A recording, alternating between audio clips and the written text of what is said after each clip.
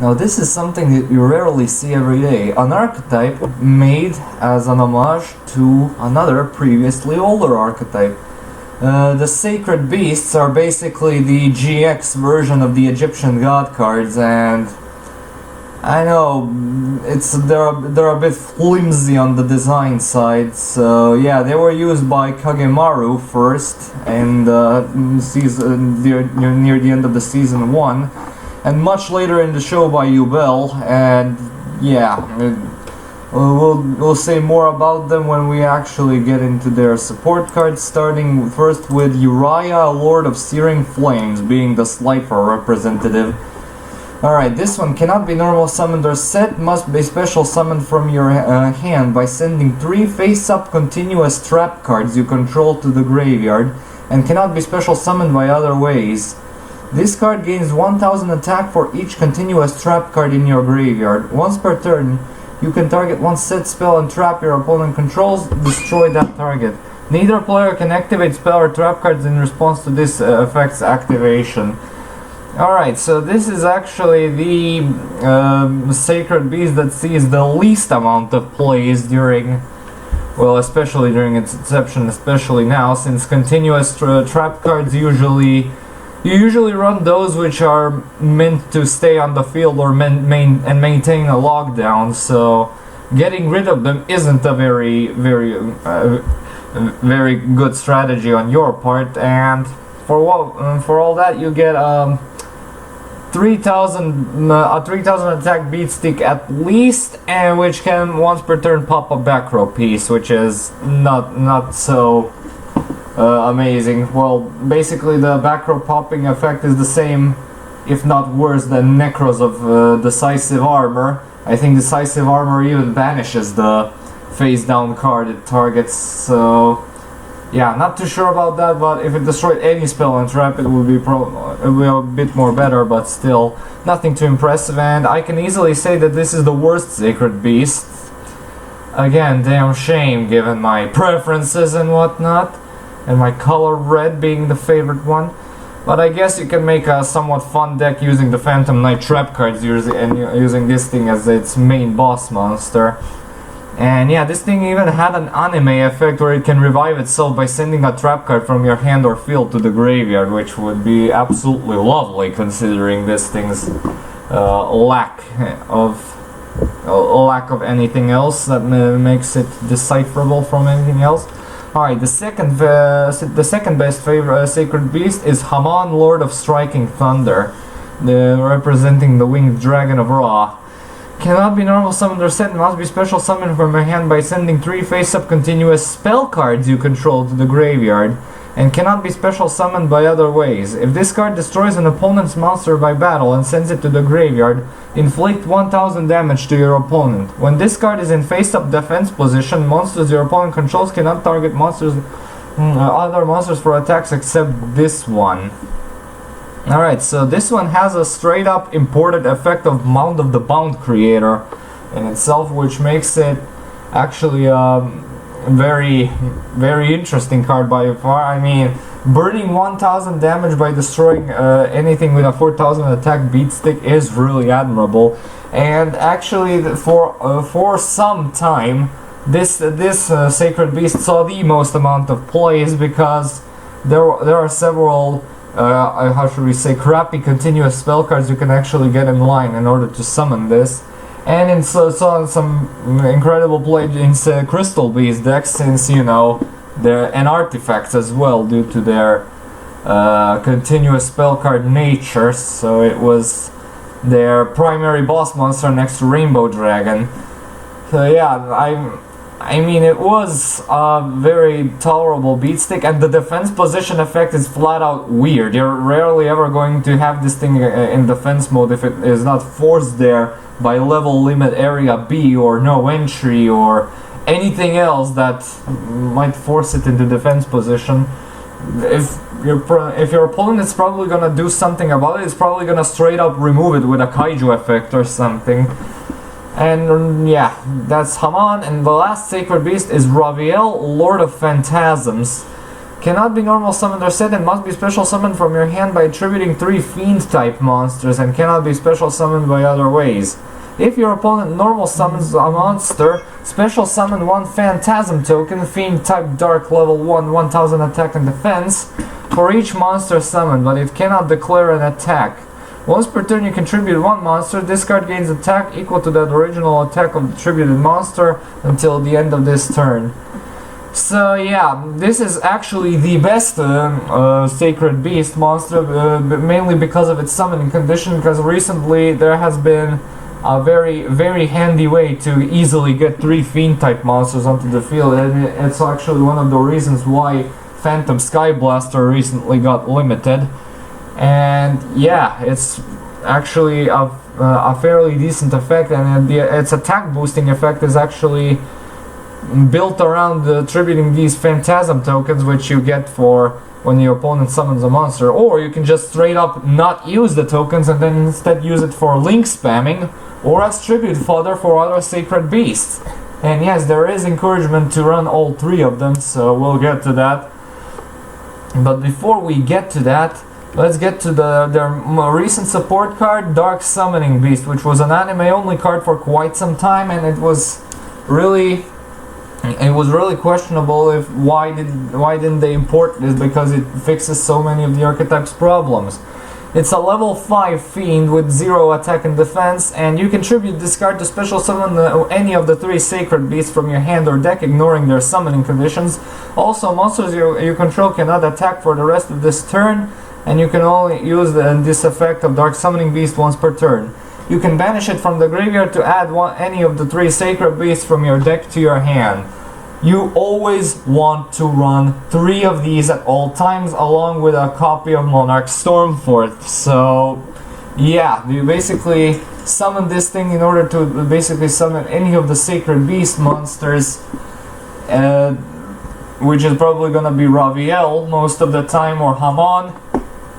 And later on you're going to probably get enough field presence in order to banish this thing from the graveyard, while you have 3 Sacred Beasts in order to summon the 3rd one. And yeah, this is a fantastic support card. And yeah, you remember how I said there was incentive to run all 3 of Sacred Beasts? Well, here it is. Archetype the Chaos Phantom is a level 12 fusion of all Sacred Beasts, and must first be special summoned from your extra deck by banishing the above cards you control, and you do not use polymerization, so it's essentially the same as the XYZ fusions. And its only effect is that cannot be destroyed by a battle, and this card gains 10,000 attack during your turn only. Alright, so quick elaboration here. 10,000 attack is the highest amount ever printed on a card ever. And yeah, this thing, yeah, all you get is a indestructible beat stick and prone to any kind of effect removal. So yeah, I mean, it can be okay. They actually recently got a support card which makes this thing eons better than it used to be. This is by far one of the most hardest monsters ever to summon in the game. I believe it's the 2nd hardest monsters to ever summon in the game. So yeah, I mean, you can build a deck around it, but be sure to splash in a lot of protection cards just because of it. Alright, but before we get to their other support cards, their last monster is Phantasm Emperor Trilogic, which is the manga counterpart of the Archetype, and it was actually used in Arc 5 manga for some reason. Actually, the Arc 5 manga is by far the most interesting thing I've ever seen in concept, so yeah. Alright, this one requires any 3 level 10 monsters, which is surprising. And if this card is special summoned, or if another monster is special summoned from your graveyard to your field while this card is on the field, you can target one face-up monster your opponent controls, inflict damage to your opponent equal to half its original attack, and you can only use this effect once per turn. I mean, besides the name and being a 4000 attack beast stick, there isn't anything that signifies that this is a Sacred Beast card. The effect is generic, also pretty boring for the requirement of 3 level 10 monsters. The good thing is that it can be any 3 level 10 monsters, so bonus points for that, I guess. So yeah, I mean, run by preference, but don't expect to win games with it or anything.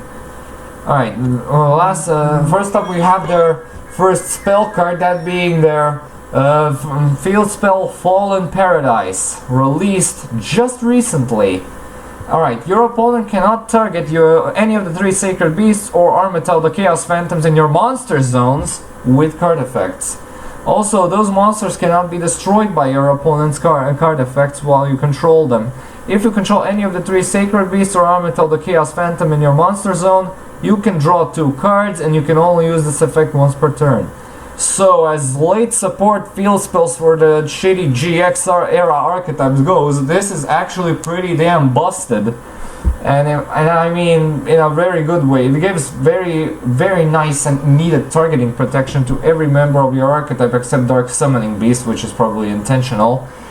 And yes, it also gives it to Archetype the Chaos Phantom, which makes it an immensely more powerful card than it used to be. However, for some reason it needs to be in the goddamn monster zone in order to give this thing a protection effect. However, it's easily circumvented by summoning some other link monsters which swarm the field for tribute fodder for other sacred beasts, so you can summon Archetype later on. And how can we forget the beautiful draw effect if you control any of the sacred beast monsters and Raphael, the Archetype.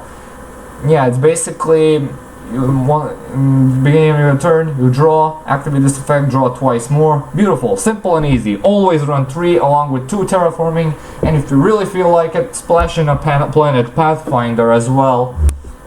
And their last card is the normal spell card Phantasmal Matters, whatever, however you pronounce this, I'm not sure.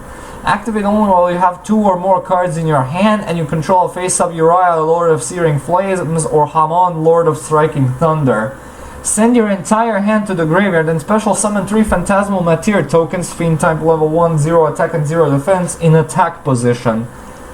I am outright confused with this one. Yes, this is, as you can see from the quality of the card, a GX era support card, and actually the very first Sacred Beast support card to ever be made. And this straight up should have been if you control any face up the Sacred Beast monster, let alone, I don't know, I forget to speak, sorry. Basically, it should have been if you control any Sacred Beast monster, not just Hamon or Uriah. And yeah, all it does is spawn 3 monsters, so you can summon Raphael. And that, quite frankly, this was its exact purpose in the anime. And how can we not forget that you have to discard your entire hand for you to actually have this effect activate. And you have to control 2 or more cards, as opposed to at least 1 for you just needing to discard your entire hand. So yeah, it's a very questionable card to consider running, and if you actually run this thing, it's not any more than 1.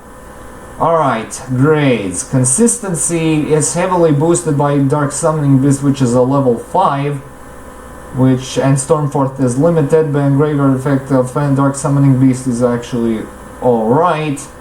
So it's not much, but still not enough to give it a more than 2 out of 3. So 1 out of 3 it is. Power, they have very gigantic beaters, but that's all they have going for them. Archetype is ridiculous if you manage to get them onto the field with the field spell. So they have potential to get to be really powerful. So yeah, 2 out of 3 goes there. Comeback ability purely depends on top decking some stuff like Fires of Doomsday or resummoning Dark Summoning Beast from your graveyard or anything like that. So yeah, 1 out of 3 there.